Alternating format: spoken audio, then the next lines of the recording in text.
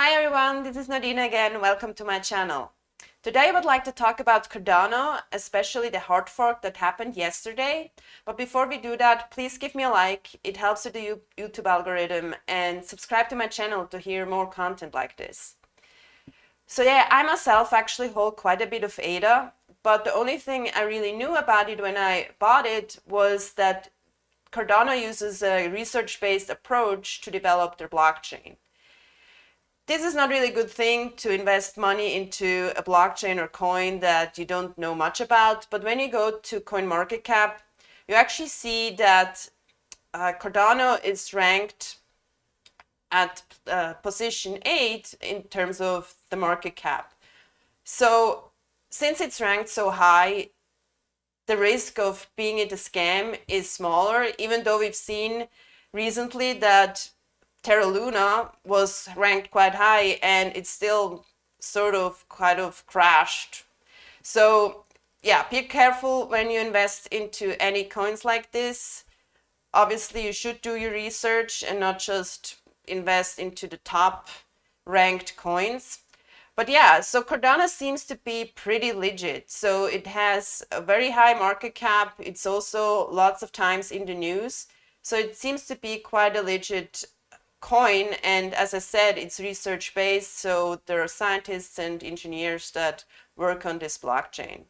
But yeah, when you look at actually the total value locked on the blockchain, Cardano is not as ranked that it's not ranked that high.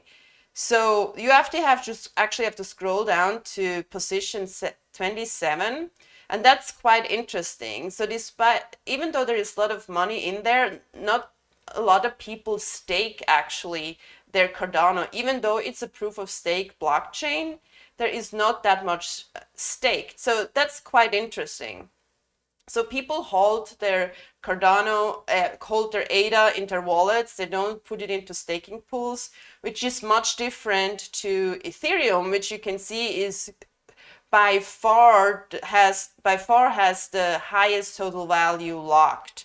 So when you take all the blockchains here together, I think these are probably only the first few, but yeah, it has like 60, almost 60% of the top ones.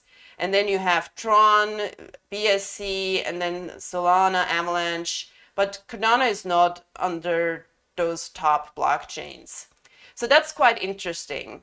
So when I looked over the kind of the information they have on their website and was reading about hard forks, what I'm going to talk about in a minute, I realized that it is really evident that the blockchain is developed by scientists and engineers. And I can say that because I actually have quite an academic background. So I've done my PhD over 6 years, and I'm very familiar with the language scientists use. And when I was reading over this documentation, it was interesting because I found the language used was very difficult to read. And I could imagine that that deters most people to actually read, really trying to understand what's going on with this blockchain. So they're probably more hesitant to actually stake their ADA. So they just hold it in their wallets and maybe trade it back and forth. But I could imagine that most of this language is just way too much for the general user. And even with a scientific background, I found it very hard to read just about these hard forks. And yeah, I find it sad because it is really cool that they have this research-based approach where they look at each methodology. They have research papers about it. They let it peer review the methods they use. So there are different viewpoints looking at it and kind of test it and challenge it. So you can imagine that it might be more secure than when you have just one entity kind of developing it. And so this is a really cool idea, and I could imagine that has really a future. But what I feel like right now, they have to do a lot of work to bring that to the general user, because yeah, how it's written and how it's presented, I could imagine just someone that just wants to use cryptocurrency is kind of scared away with this type of presentation.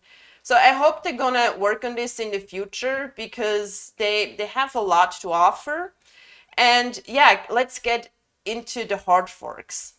So they claim that their hard fork is different than from an Ethereum hard fork, for example.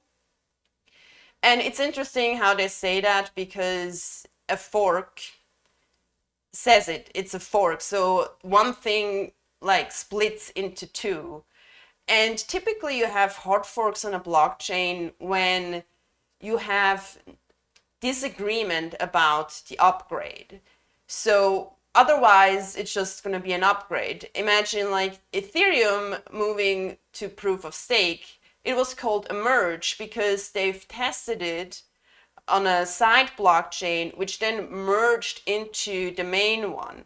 And the only reason why it was a fork was because miners disagreed with this upgrade and continued the old blockchain. So what they're saying here is basically their approach is not like their hard fork is not that type of thing, which I find weird. Maybe it's just like you're using the wrong language here if it's not a fork. But yeah, I mean, they call it hard fork, whatever. But it's not an actual split into two chains. It's essentially just an upgrade. And they have this combinator, what they call, to make sure that it is backwards compatible. And that because somehow the ledger on the Cardano blockchain is kind of tied to the current state of the blockchain, and if they make this major upgrade, they say they would lose it, they would lose the history without the combinator.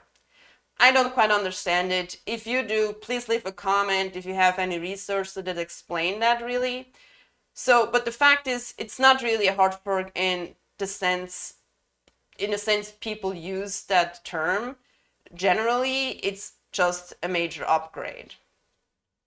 So when you scroll down here, you at the very bottom, you have a short explanation what the Vasil hard fork, which was the thing that happened yesterday, actually is.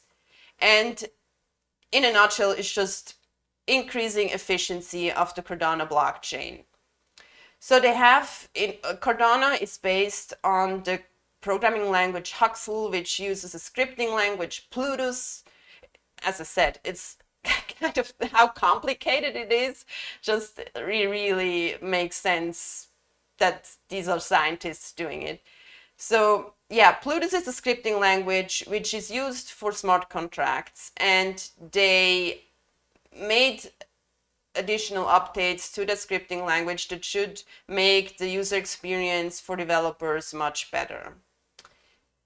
But one significant change is also when you look at this article from CoinDesk, how they explain it here, that I'm just going to read that here real quick. So yeah, just an explanation briefly before I do that. So Ethereum is an account-based blockchain. That means that it tracks the balances for each address. That is much different from Bitcoin or Cardano, which uses a so-called unspent transaction output. You see that here, a UTXO system. And that is basically just tracking the unspent coins for each transaction. So you imagine that, so from each coin, the history is essentially tracked, how much is left over after each transaction. And if you want to know how much is associated with a certain address, you have to go through the whole history and add up everything to know what that address actually holds as a balance. And that's why